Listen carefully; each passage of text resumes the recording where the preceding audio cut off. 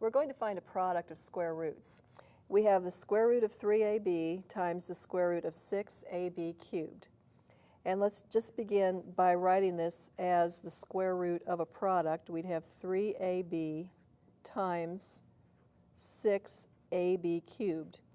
And now I need to see if I can simplify this. So I'm just going to write out the factors that I have here under the radical symbol.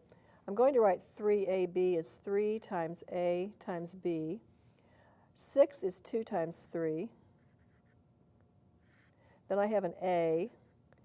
And I have a b cubed. I'm going to write this as a product where one of the factors is b to the largest even exponent that I can use, and the other is a factor of b. 3 is 2 plus 1. So I can write b cubed as b squared times b. So I have all of these factors now, and I want to see if I can find pairs of factors so they'll be perfect squares. And when we look through here, we see that we have a pair of 3's. So I can write this now as a product of radicals, and I'll have the square root of 3 times 3.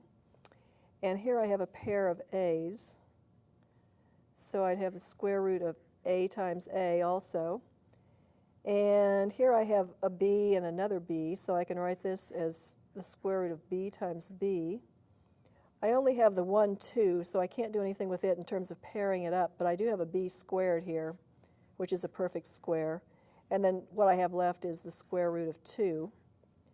And now let's just take all of these square roots of perfect squares. I'd have 3. The square root of a times a is a. The square root of b times b is b. And the square root of b squared is also b. And then I have the square root of 2.